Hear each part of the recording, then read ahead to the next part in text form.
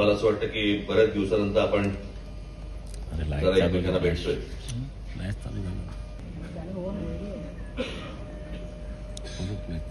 Step by step जाऊ. सर्वप्रथम मी दिलगिरी व्यक्त करतो. मला जे कळलं त्याप्रमाणे आता काहीतरी ममता बॅनर्जींची जवळपास 27 लाख मतं काढली गेली. 27 लाख.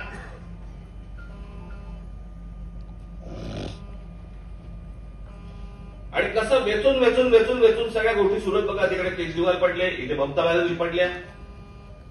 हवाय तो घ्यायचा, बाकीच्याला पाडायचं, संपूर्ण सिस्टीम ताब्यात घेतलेली आहे.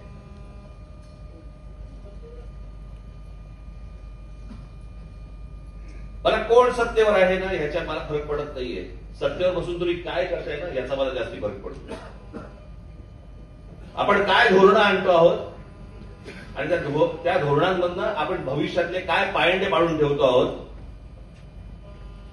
उद्या दुसरे सत्तेवरती येतील, ते याहून काहीतरी अघोरी करतील आणि त्यावेळेला आता जे सत्तेतले आहेत ते ज्याला बोंबा मारतील त्याला ते सांगतील तुम्ही काय केलं होतं, तुम्ही हेच केलं होतं ना म्हणून आम्ही हे केलं.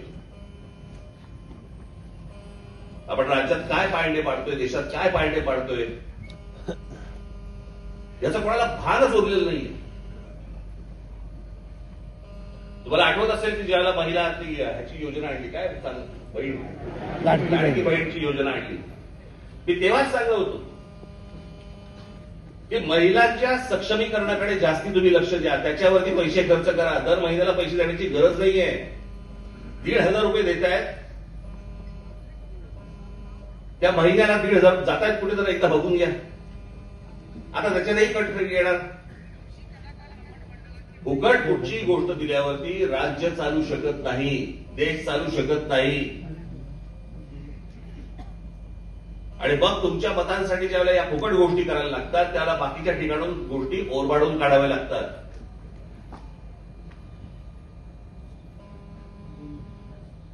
तुमच्याकडे तुम्हाला 1 रुपया द्यायचा आणि तुमच्याकडे 10 रुपये ओरबाडून काढायचे, 100 रुपये ओरबाडून काढायचे. आपण हे कधीतरी गणित मांडणार आहोत की नाही, बघणार आहोत की नाही. मगाशी म्हटलं त्याप्रमाणे कोण सत्तेत आहे ह्याच्याशी मला मतलब नाही. आपण काय देशाचं वाटोळं करतोय, आपण भविष्यातल्या येणाऱ्या पिढ्यांचं काय नुकसान करतो, आपल्याला हे जर समजत नसेल, काय चाटायच्या त्या निवडणुका. आणि जर समजा तुम्हाला चांगलं काम करायचं असेल, तुम्हाला नगरसेवक होऊन, आमदार होऊन, खासदार होऊन जर समजा तुम्हाला चांगलं काम करायचं असेल तर आता ते अभिजित यांनी सांगितल्याप्रमाणे तो तिथे जाण्याचा सत्तेचा मार्ग हा मतदार यादीतूनच जातो. खरा मतदार कोण आहे, खोटा मतदार कोण आहे, खोट्या मतदारांवरती तुम्ही ऑब्जेक्शन घेतली पाहिजेत, याच्यासाठी तुम्ही फिरलं पाहिजेत, बघितलं पाहिजेत.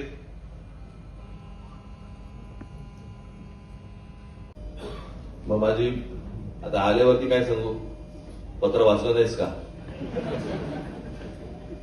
पण ते घरच्या घरीच सगळं होतं, त्याच्यामुळे ते होऊ शकलं नाही. पुढल्या वर्षी निश्चित बाहेरगावी जाईल, काळजी नसावी.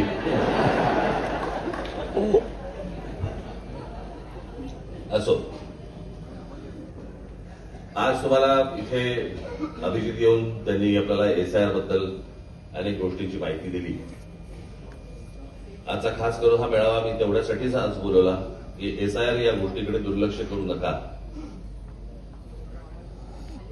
एसआयआर तर येतच आहे, त्याच्यातनं पश्चिम बंगालमध्ये, बिहारमध्ये काय झालं आपण पाहिलंच. त्याच्या अगोदर आपल्यापैकी अनेकांचं आणि आपल्याकडे असलेल्या अनेक इतर राजकीय पक्षांच्या देखील अनेकांचं या मतदार याद्यांवरती लक्ष नसल्यामुळे काय काय गोंधळ होऊ शकतात. आणि आता निवडणुका ही गोष्ट इतक्या प्रोफेशनल लेवलवरती आलेली आहे की यांच्याकडे दुर्लक्ष करणं म्हणजे तुमचं संपूर्ण. तुम्ही एक गोष्ट लक्षात घ्या, प्रत्येकाची इच्छा असते की बाबा मला खासदार व्हायचंय, मला आमदार व्हायचंय, मला नगरसेवक व्हायचंय. पण आपल्या ह्या असल्या चुकीने आपण आयुष्यातली 5-5 वर्ष घालवतोय, ह्याचा काही आपल्याला अंदाज येतोय का? आज 20 वर्षापूर्वी ज्या वेळेला तुम्ही सगळं सहकारी माझ्याबरोबर सगळेजण आलात, त्यावेळेला तुमची मुलं किती वर्षाची होती आणि आज ती किती वर्षाची आहेत याचा जरा अंदाज घ्या आणि त्याच्यातनं आपण काय काय गोष्टी तुम्ही आंदोलनं करता, उत्तम आंदोलनं करता.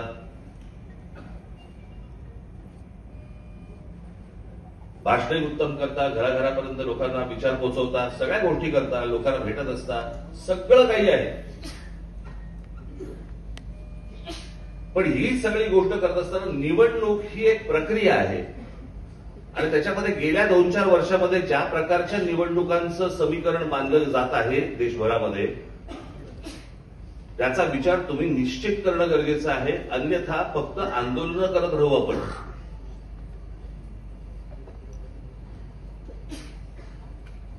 आता काय शून्य, कोण तुम्ही कोण नाही. रांगेत उभं राहा, मेंढरासारखे मतदान करा, मोकळे व्हा. आज हे भारतीय जनता पक्षाकडनं सुरू आहे, उद्या दुसऱ्या पक्षांकडनं सुरू होईल. काही दुसऱ्या इतर पक्षांकडनं अगोदर ह्याच्या अगोदर पण झालेलं आहे. याला निवडणूक पण नाही.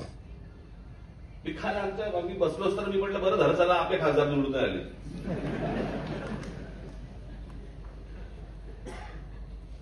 पण या पळवापळवीच्या राजकारणामध्ये आपण मूलभूत गोष्टी आपण विसरून जातो आहोत. आपण महाराष्ट्राचं अस्तित्व विसरून जातो आहोत, महाराष्ट्राचा स्वाभिमान विसरून जातो आहोत, महाराष्ट्राची परंपरा विसरून जातो आहोत, देशाची परंपरा विसरून जातो आहोत. आणि चौबाजूने आम्ही काय बघतोय आज, या सगळ्या गोष्टी विकल्या जात आहेत. मी तुम्हाला आता एक आपल्या महावितरण ना एमएससीबी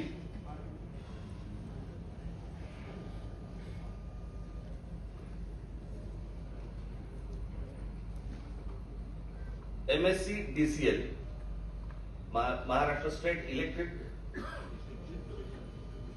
डिस्ट्रीब्युशन, बरोबर, वितरण. याचा भारताच्या पॉवर मिनिस्ट्रीने आता एक आकडा काढला. तुम्ही नीट लक्षात ठेवा मी काय बोलतोय. इथे माझे चॅनलवाले असतील त्यांनी जर नीट पत्रकारांनी नीट बघावं. माझ्याकडे आता रिपोर्ट आलाय. या भारताच्या पॉवर मिनिस्ट्रीने जाहीर केलेला रिपोर्ट आहे एमएससीडीसीएलची. 100 पैकी महाराष्ट्राला किती गुण मिळाले असतील पॉवर डिस्ट्रीब्युशन मध्ये? तुम्ही राजकारण नीट समजून घ्या मी काय बोलतोय ते. किती गुण मिळाले असतील? 100 पैकी किती गुण मिळालेले असतील महाराष्ट्राला? 1.5%. 1.5 गुण मिळाले. 1.5. या 1.5चा अर्थ कळतोय तुम्हाला? यांचा आता आयपीओ येतोय. एमएससीडीसीएलचा आता आयपीओ येतोय, म्हणजे लोकांकडनं पैसे घेण्यासाठी.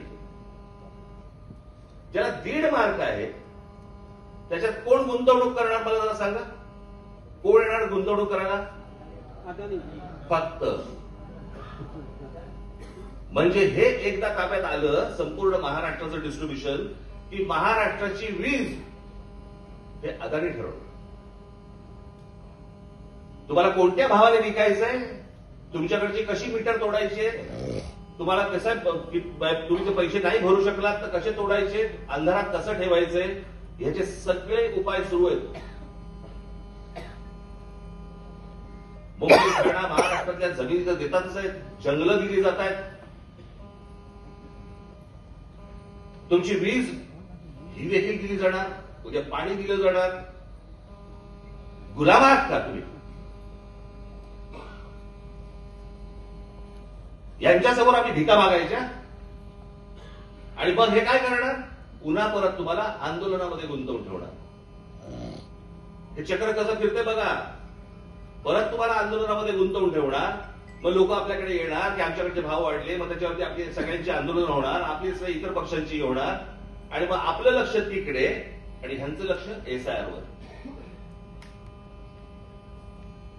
निवडणुकीला ज्यावेळेला तुम्ही मतदानाला जाल तेव्हा तुमच्या लक्षात येईल आपले मतदारच नाही आहेत. मतदार आहेत पण त्याची नावच नाही आहेत. आणि जर त्या वेळेला तिथे मतदारांची नावं जर समजा गाळली गेलेली असतील तर त्या क्षणाला तुम्ही काहीही करू शकणार नाही. माझे आपले महाराष्ट्र सैनिक आहेत, अनेक हितचिंतक आहेत, मला त्यांची साथ हवी आहे.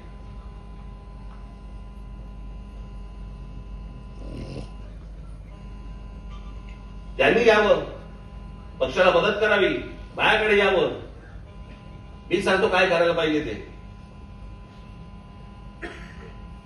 पण हे नुसतं तुम्ही वरवरचं राजकारण, वरवरच्या गोष्टी आणि आंदोलनं ह्या करून होणार नाही ते. आज आंदोलन घरापर्यंत पोहोचतं, पण ते घर मतपेटीपर्यंत पोहोचत नाही.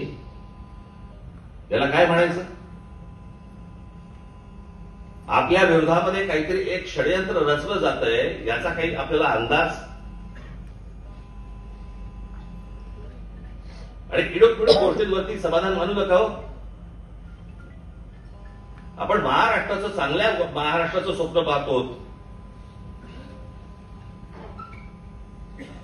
मी माझ्या पहिल्या भाषणामध्ये मी सांगितलं होतं, जगाला हेवा वाटावा असा महाराष्ट्र माझ्या हातून घडावा ही माझी इच्छा आहे. पण ते करताना हातामध्ये सत्ता नको का? आणि 20 वर्षापूर्वीचं राजकारण आणि आत्ताचं राजकारण जमीन आसमानाचा फरक आहे, जमीन आसमानाचा. मला कळत नाही आता ते काय ते घर नोंदणीचं कार्यक्रम झालं ना आता, काय घर जनगणना आता 30 तारखेपासून सुरू होते जूनच्या. काय घरगणना झाली आता. हे करताना त्या अधिकाऱ्यांबरोबर भारतीय जनता पक्षाचे लोक होते. कोण जात आहेत, कोणाच्या घरी जात आहेत, काय तपासतायत, काय बघतायत, तुम्हाला नको कळायला? आणि गप्पा मारता मारता, बोलता बोलता त्यांना अंदाज येतो की हा आपला मतदार नाहीये, नोंद करून ठेवतात. आणि ज्या वेळेला हे कापले जातील त्याच्यानंतर तुमच्याकडे दुसरा मार्ग नसेल.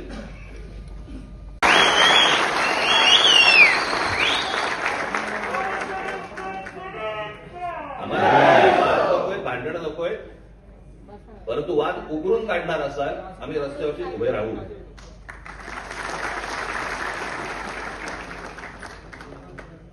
मला त्यातले काही जण भेटायला येणार आहेत. मला त्याला मी त्यांच्याशी बोलीनच. कसले पांढरे पट्टे मारताय, कशासाठी मारताय, कुठून आलंय नवीन? अनेक मुली यांचे रस्त्यावरती फिरत असतात, हायवेवरती फिरत असतात, सगळीकडे जात असतात. तेव्हा नाही पांढरे पट्टे लागत तुम्हाला? सोसायट्यांमध्ये सांगताय, अस्तित्व दाखवताय. तुम्ही धर्माचं काम करा.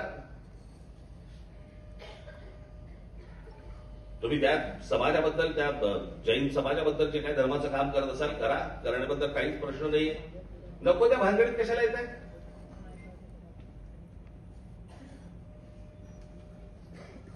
मध्यंतरी तो कबुतराचा विषय काढला होता, आता हा पांढऱ्या पट्ट्यांचा विषय. आणि हे राजकीय पक्षांच्या नादी लागून करतायत.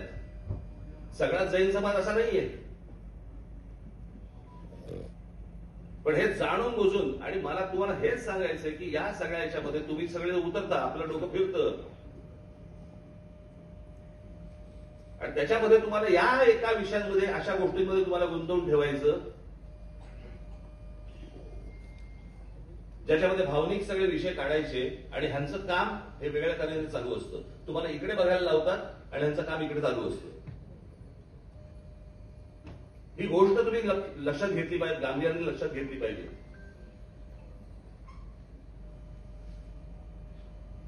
संपूर्ण देशाचा विचका झालेला आहे, राज्याचा विचका झालाय. मला ना कोणाची सत्ता आहे आणि कोण विरोधी पक्षात आहे वगैरे, कोणाला सत्ता मिळवायची आहे, हा सगळा भाग बाजूला सोडा. आपण आपल्या राज्याचं काय नुकसान करतोय, आपण आपल्या देशाचं काय नुकसान करतोय.